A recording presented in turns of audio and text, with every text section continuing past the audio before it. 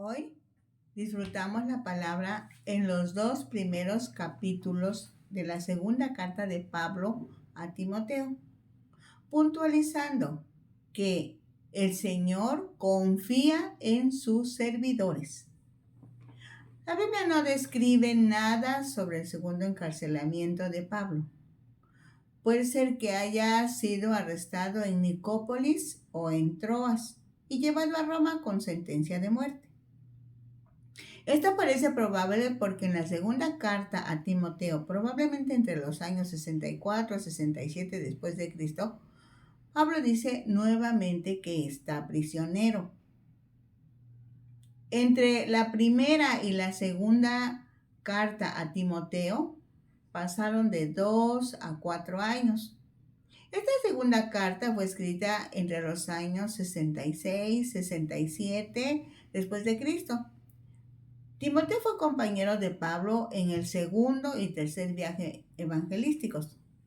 Pablo lo dejó en Éfeso para que apoyara el sano crecimiento de la iglesia. Aproximadamente en el año 64 después de Cristo, el emperador Nerón había empezado una gran persecución como parte de su plan de culpar a los cristianos por el incendio de Roma, la capital del Imperio Romano en ese tiempo. Esta persecución fue en todo el imperio e incluyó destierro, tortura pública y asesinato. En esa época, Pablo volvió a ser tomado preso y condenado a muerte. Esta es la última carta que Pablo escribió. Varios de sus seguidores lo abandonaron seguramente por la persecución de que eran objeto. Tíquico llevó la carta a Éfeso. Puede ser que él se quedara en lugar de Timoteo, pues Pablo le pide a Timoteo que vaya a verlo a Roma. En la lectura de la carta se percibe la urgencia de Pablo, como si Timoteo fuera el eslabón con las generaciones siguientes a las que se les confió el Evangelio. Hablemos con Dios. Nos hace bien orar. Padre de amor, muchas gracias te damos en esta hora porque nos das permiso, nos das el privilegio de meditar en esta carta tan preciosa, tan especial, en donde el corazón de Pablo se manifiesta, en donde el Espíritu Santo participa, en donde muchos hemos sido enriquecidos y otros lo serán a partir, Señor, de que puedan leerla, meditarla, disfrutarla, pero sobre todo vivirla. Vienen tiempos difíciles para la iglesia y creemos que es necesario que sepamos estas verdades ahora. Gracias, Dios. Gracias por tu palabra. Amén. Vamos a la segunda carta de Pablo a Timoteo en su capítulo 1, en su versículo 1. Pablo, apóstol de Jesucristo por la voluntad de Dios, según la promesa de la vida que es en Cristo Jesús. A Timoteo, amado hijo, gracia, misericordia y paz de Dios Padre y de Jesucristo nuestro Señor. Por la lectura de sus cartas percibimos que para Pablo, el que Dios le hubiera llamado para enviarlo con el mensaje para el mundo, con el mejor mensaje para el mundo, era un honor, un privilegio y a la vez una gran responsabilidad. Su mensaje siempre era el amor de Dios a favor de los seres humanos. Consideraba a Timoteo como su verdadero hijo en la fe, pues le había dado el mensaje de vida eterna, experimentando el gran gozo de ser su padre en la fe de Jesucristo. No hay mejores intenciones que la gracia, el regalo de Dios, la misericordia, la compasión de Dios a su favor, y la paz, el resultado de relacionarnos correctamente con Dios, unos con otros y con la creación. En el versículo 3 dice: doy gracias a Dios, al cual sirvo desde mis mayores con limpia conciencia, de que sin cesar me acuerdo de ti en mis oraciones noche y día, deseando verte al acordarme de tus lágrimas para llenarme de gozo. trayendo a la memoria la fe no fingida que hay en ti, la cual habitó primero en tu abuela Loida y en tu madre Eunice, y estoy seguro que en ti también. Pablo le dice a Timoteo que le tiene confianza porque desde niño su madre y su abuela lo instruyeron en la palabra, pues su padre no era judío. Por lo cual te aconsejo, dice el verso 6, que avives el fuego del don de Dios que está en ti por la imposición de mis manos. Recuerda que le ha sido dado lo necesario para llevar a cabo la tarea que estaba desempeñando en ese momento. Cuidar, instruir y hacer crecer a la iglesia en Éfeso. Para ti y para mí esto es significativo, pues así como sirviendo en la iglesia y también Dios nos ha dado lo necesario para realizar la función asignada por el Espíritu Santo a nuestras vidas. Dice el versículo 7, porque no nos ha dado Dios espíritu de cobardía, sino de poder, de amor y de dominio propio. Pablo menciona 4 cualidades que deben caracterizar al servidor cristiano. Valor, o sea, coraje, valentía en lugar de espíritu de cobardía. Con eso le dice, tú no eres ningún cobarde, eres valiente, decidido, tenaz. Las cosas están muy difíciles, dentro y fuera de la iglesia, pero no saldrás huyendo como cobarde. Vas a hacer frente a las situaciones no gratas. Nunca olvides que Cristo está contigo y el Espíritu de Dios te ha sellado, llenado y te ayudará en todo momento. Poder. Desde luego el poder de Dios, el poder es de Dios y como Dios es todopoderoso, de ese su gran poder nos ha dado para llevar a cabo sus propósitos. Amor. Es indispensable estar dentro de la esfera del amor de Dios, para amar a Dios en primer lugar. Enseguida, amarnos a nosotros mismos, a la familia cristiana, amar a los inconversos, de tal manera que ninguna molestia le resulte demasiado dura para soportar o que le desanime. Dominio propio, al quien le llama sensatez de la santidad o prudencia de la santidad. Solamente Cristo puede darnos la capacidad de mantenernos libres, de salir huyendo o de ser arrebatados imprudentemente en una situación determinada. En otras palabras, una persona que tiene dominio propio es capaz de dirigir a otros porque ella misma sirve a Dios y es prudente, o sea, tiene mente sana, es dueña de sí misma. En los versículos 8 al 14 del capítulo 1, Pablo tiene otro pensamiento completo. Por tanto, no te avergüences de dar testimonio de nuestro Señor, ni de mí, preso suyo, sino participa de las aflicciones por el Evangelio según el poder de Dios. En ese tiempo de persecución, Timoteo pudo haber sentido temor de continuar predicando el Evangelio, pero Pablo lo ubica, considerando que se trata del Evangelio de poder.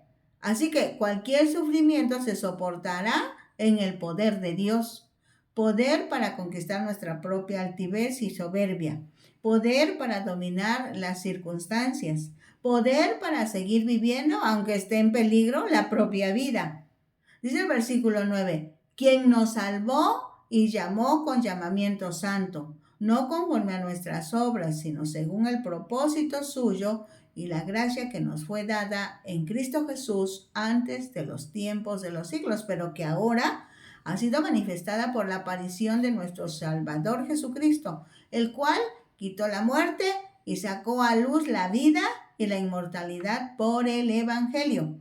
Pablo resume el Evangelio. Dios nos ama, envió a Cristo para que muriera por nosotros.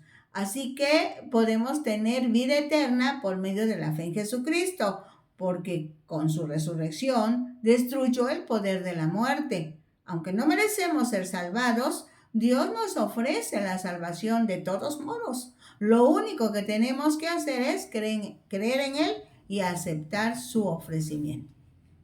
En otras palabras, Pablo habla del Evangelio como la gran noticia. Evangelio de la salvación, al afirmar que Dios nos salva por medio de la redención del pecado, liberando al hombre de las cosas que lo tienen apresado, al permitirle romper con los hábitos que parecen irrompibles, que al romperse demuestran que el Evangelio es un poder liberador que puede hacer de personas que están catalogadas como malas a personas que después serán catalogadas como buenas. Evangelio de la consagración es el poder milagrosamente transformador, pues el hombre que ha conocido a Cristo como su Salvador y Señor es un hombre nuevo. Es nuevo en el trabajo, en el hogar, en el carácter, en el placer, pues ha sido llamado a vivir en santidad como la oportunidad de que la gloria de Dios se muestre a través de cada cristiano. O sea, la santidad debe ser entendida así, como la oportunidad de que la gloria de Dios se muestre a través de cada cristiano. Es el Evangelio de la gracia, es el regalo de Dios, pues no hemos ganado el amor de Dios, sino que Dios es amor. Su naturaleza es amor, nos ama por su maravillosa generosidad. Él es bueno y bondadoso. Tiene propósito definido para cada ser humano. Por eso se dice que es el evangelio del propósito eterno de Dios. Pues Dios desde siempre ha estado buscando a los hombres y ofreciéndoles su gracia y su perdón. Es el evangelio de la vida y la inmortalidad. Pablo conocía la manera de pensar de las personas de ese tiempo. Ellos le tenían temor a la muerte. Los que no le temían pensaban que al morir todo terminaba. Pero Pablo hacía hincapié en la enseñanza de Jesús cuando decía que la muerte era el camino a la vida y que lejos de separar a los hombres de Dios, los traía a su más próxima presencia. Jesús sacó a la luz la vida y la incorrupción. Dice el versículo 11, del cual yo fui constituido predicador, apóstol y maestro de los gentiles. A diferencia de los maestros de su tiempo, Pablo sabía que la noticia que proclamaba Evangelio hablaba de servir a Dios y a los demás, fueran o no hijos de Dios. Este evangelio hizo a Pablo heraldo, predicador, enviado, apóstol y maestro de la fe, no solo a los judíos, sino más apremiantemente a los gentiles.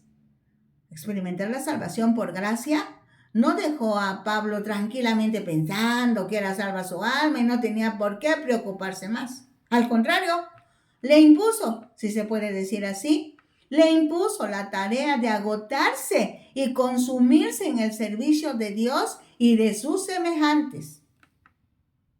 ¿Qué opinas de estas verdades? ¿Te incomodan?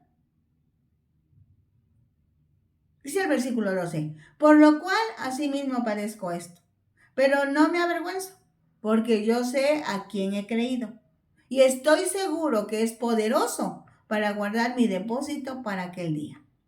Cuando Pablo dice que ha confiado un depósito a Dios, quiere decir que le ha confiado tanto su trabajo como su vida. Dejaba todo en manos de Dios, pues llegó a conocer a Dios de tal manera que estaba completamente seguro que es todopoderoso. Dice el versículo 13, retén la forma de las sanas palabras que de mí oíste, en la fe y amor que es en Cristo Jesús. Guarda el buen depósito por el Espíritu Santo que mora en nosotros. La sorpresa es que no solo la sorpresa es que no solo los humanos confiamos en Dios. Pues aquí Pablo dice, yo enseño de la fe y amor que es en Cristo Jesús y te ruego, apelo a tu voluntad, aunque es una orden, apelo a tu voluntad, que a su vez uses y transmitas el significado de esas palabras que yo expresé, porque no son mías, por cierto. A su vez a mí me las confió Jesucristo, me las confió el Espíritu Santo, me las confió Dios. Dios nos tiene confianza. Él también hizo un buen depósito en cada uno de los que somos sus hijos y sus servidores. Todo esto es por gracia, como regalo de Dios a cada uno. El depósito que Dios le había confiado en particular a Timoteo era la supervisión y la edificación de la iglesia. Para ello necesitaba que la fe, las palabras vivificadoras se mantuvieran en toda pureza. Así que no había lugar para la flojera, pues la fidelidad es indispensable. Habrá que mostrar quiénes somos y a quién servimos, esperando el cumplimiento de lo que todavía está en promesa. Todo basado en el amor, pues el cristiano busca siempre amar a los hombres como Dios nos ha amado en particular. ¿Dios te ha amado? Yo digo que sí. No sé tú qué opines. Dice los versículos 15 al 18. ¿Ya sabes esto? Que me abandonaron todos los que están en Asia, de los cuales son Fígelo y Termógenas. ¿Por qué pudieron abandonar a Pablo sus amigos? Los romanos no hubieran procesado a Pablo por un delito religioso del pueblo judío, pues esos delitos no estaban considerados en la ley romana. Se cree que los judíos lo demandaron como un hombre peligroso que atentaba contra la paz pública. Esto hizo de Pablo un reo político, muy peligroso, por cierto, y sus amigos estaban en riesgo de ser considerados alborotadores sociales, acusación que los llevaría al suplicio. Le abandonaron porque temían por su vida. Cuando dice Asia, se refiere a la provincia romana que comprendía la parte oeste de Asia Menor. Su capital era Éfeso. Dice el versículo 16: Tenga el Señor misericordia de la casa de Onesíforo, porque muchas veces me confortó y no se avergonzó de mis cadenas, sino que cuando estuvo en Roma me buscó solícitamente y me halló. La excepción fue la familia de Onesíforo. Este nombre quiere decir provechoso, quien expuso su vida muchas veces para confortar a Pablo, buscándolo hasta encontrarlo. Dice el versículo 18: Concédale el Señor que haya misericordia cerca del Señor en aquel día. ¿Y cuánto nos ayudó en Éfeso? Tú lo sabes mejor. Dios siempre proveerá para sus servidores, y desde el Antiguo Testamento dice que honra a los que le honran. Honremos a Dios, y así como a Onesíforo, nosotros seremos honrados, y no solo nosotros, sino nuestra familia también. Ahora, de los versículos 1 al 7 del capítulo 2, tenemos una presentación tremenda de Pablo. Dice: Tú, pues, hijo mío, esfuérzate en la gracia que es en Cristo Jesús. Pablo le habla a Timoteo. Usa la palabra que se refiere a un hijo espiritual, pues lo evangelizó durante su segundo viaje evangelístico. Le da una encomienda muy atinada. Timoteo debe estar seguro que ahora está dentro de la gracia. Hablamos del regalo de Dios para la humanidad. Ese regalo es Jesucristo, el poder de su resurrección que comprueba su victoria sobre la muerte, sobre el diablo y sobre el pecado. Algo más. La palabra que se tradujo como esfuérzate viene del griego. Es un verbo en modo imperativo. Esto es un ruego para que el sujeto decida que se lleve a cabo la acción. Está en voz pasiva. Quiere decir, el sujeto no realiza la acción, sino que otro realiza la acción a su favor. Entonces, bien puede traducirse como: permite que otro, ese otro es el Espíritu Santo, te dé el poder para que puedas disfrutar tu posición, porque tú, como hijo de Dios, tienes poder. Eres capaz de realizar la tarea que Dios te ha encomendado. Alguien decía: déjate capacitar. Lo que has oído de mí, dice el versículo 2, ante muchos testigos, esto encarga a los hombres fieles que sean idóneos para enseñar también a otros. En párrafos anteriores le decía del depósito que había recibido, la doctrina o enseñanza de la salvación por gracia. Ahora hace referencia a que comparta ese depósito. No es para que se lo quede, es para entregarlo a los hombres con esas características indispensables, fieles, dignos de confianza, aptos, apropiados para que enseñen a otros. Pablo quiere asegurar que por lo menos 3 generaciones estuvieran capacitadas para que la buena noticia de la vida eterna en Cristo Jesús se expandiera en todo el mundo. Dice el versículo 3, tú pues sufre penalidades como buen soldado de Jesucristo. Ninguno que milita se enreda en los negocios de la vida a fin de agradar a aquel que lo tomó por soldado. Y también el que lucha como atleta no es coronado si no lucha legítimamente. El labrador, para recibir de los frutos, debe trabajar primero. Considera lo que digo y el Señor te dé entendimiento en todo. Dentro de las tareas asignadas para Timoteo estaba la enseñanza de la palabra. Hoy sabemos que un maestro no solo enseña, sino que debe comprobar que los alumnos han adquirido los aprendizajes esperados. Pablo usa la figura de los soldados, atletas y agricultores, todos los cuales deben disciplinarse a sí mismos y estar dispuestos a sacrificarse para lograr los resultados esperados. Que los alumnos aprendan y practiquen lo que aprendieron. Si pensamos en los soldados, se someten a una disciplina rigurosa, pierden su vida social, muchas veces a su familia y están dispuestos a entregar su propia vida en bien de la causa por la que batallan. Los atletas entrenan duro y se someten a las reglas. Los agricultores trabajan arduamente y esperan confiados en que tendrán la cosecha esperada. Eso y más debemos hacer los que aceptamos la capacitación que el Espíritu Santo nos proporciona para trabajar, esperar, sacrificar, someternos a la voluntad de Dios y de esta manera confirmar el triunfo de Jesucristo en la vida de las personas, tener los galardones por las competencias ganadas y disfrutar la cosecha de almas para la gloria de Dios. Solo así tendremos asegurada la transmisión del Evangelio de Jesucristo a la siguiente generación. ¿Te parece interesante?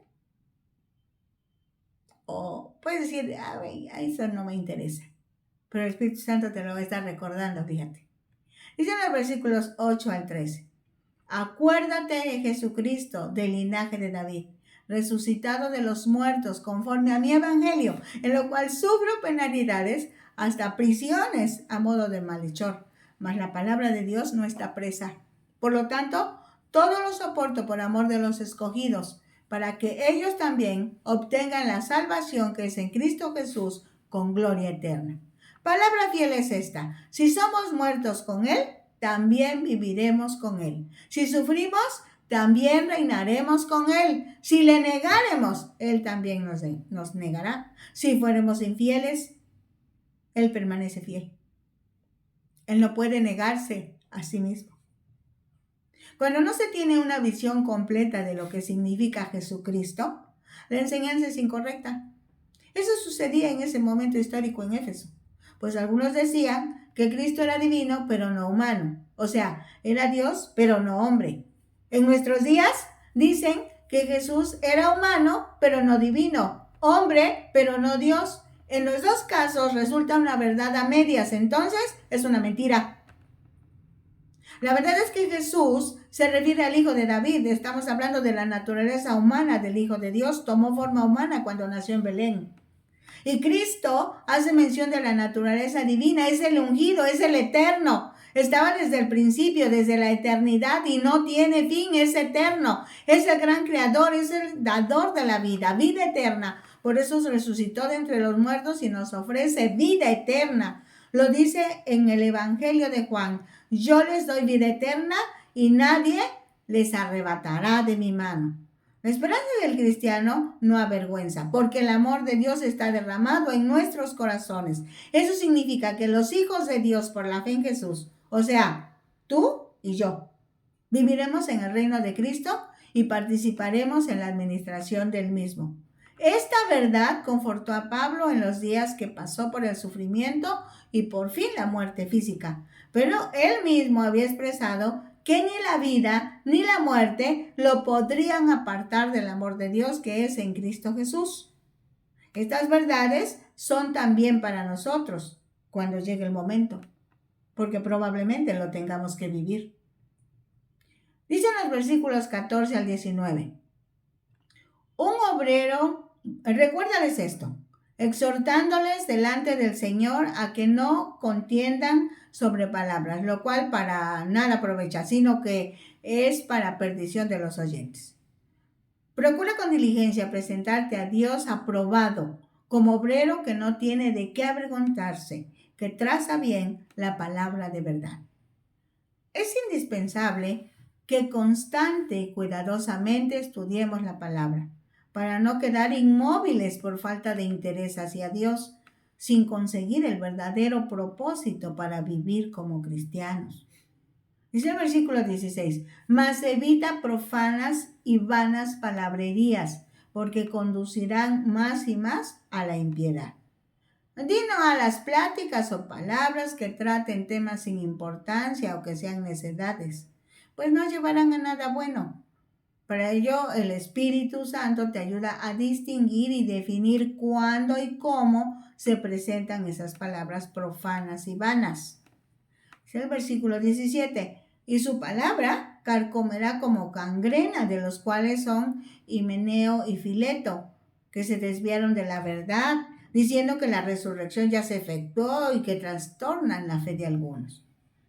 Para ese momento de la historia, algunas personas afirmaban que cuando una persona decidía aceptar que Jesús fuera su Salvador y Señor, renacía espiritualmente y que esta era la única resurrección que experimentaría. Como esta enseñanza, había otras que vendrían a descomponer la doctrina, tal como lo hace la enfermedad de la gangrena, que es incurable, irreversible y dañaría a la iglesia. Dice el versículo 19, pero el fundamento de Dios está firme, teniendo este sello. Conoce el Señor a los que son suyos y apártase de iniquidad todo aquel que invoca el nombre de Cristo. Cuando se sigue la verdad de Dios, Él nunca abandona. Vamos a los versículos 20 al 26. Pero en una casa grande no solamente hay utensilios de oro y plata, sino también de madera y de barro, y unos son para usos honrosos y otros para usos viles. En lenguaje sencillo dice, en la casa de un hombre rico no todo es de oro o de plata, sino que algunos objetos son de madera o de barro. Unos sirven para ocasiones especiales y otros para usarlos todos los días. Versículo 21. Así que si alguno se limpia de estas cosas, será un instrumento para honra, santificado, útil al Señor y dispuesto para toda buena obra. Algo parecido pasa con nosotros. Si dejamos de hacer lo malo y nos olvidamos de las falsas enseñanzas, seremos como esos objetos útiles y muy especiales. Toda nuestra vida le será útil a Dios, que es su dueño, y estaremos preparados para hacer toda clase de bien. Y el versículo 22. Huye también de las pasiones juveniles y sigue la justicia, la fe, el amor y la paz, con los que de corazón limpio invocan al Señor. Contrario a lo que algunos piensan, cuando una persona descubre la tentación a tiempo, es de sabios alejarse físicamente como un acto de valentía más grande.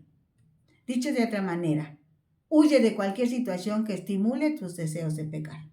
Algo más, en la batalla espiritual, saber cuándo alejarse es tan importante como saber cuándo y cómo pelear. Dice el versículo 23, pero desecha las cuestiones necias e insensatas sabiendo que engendran contiendas, porque el siervo del Señor no debe ser contencioso, sino amable para con todos, apto para enseñar, sufrido, que con mansedumbre corrija a los que se oponen, por si quizá Dios les conceda que se arrepientan para conocer la verdad y escapen del lazo del diablo en que están cautivos a voluntad de él. La enseñanza correcta nunca provoca contiendas o argumentos necios. Recordemos, Dios te tiene confianza. Dios nos tiene confianza. Puso en nosotros las verdades eternas. Compartámoslas. Entreguémoslas. Vivámoslas. Disfrutémoslas. Les invitamos a sintonizar Ventana Virtual Radio Cristiana, la señal que edifica la televisión Surimar y la unión de emisoras cristianas por internet que están uniendo al mundo con el Evangelio de Jesucristo. Encontrarán estos materiales en Facebook. Búsquennos como Disfrutando la Palabra. Y también pueden disfrutar enseñanzas del Evangelio de Juan, Hechos y las cartas relacionadas con el libro, con las cartas de Pablo, en el nuevo canal de YouTube a nombre de Rosadel Hernández Ojeda. Les estamos recomendando fraternalmente que se suscriban. Dios les bendice. Les amamos en Cristo.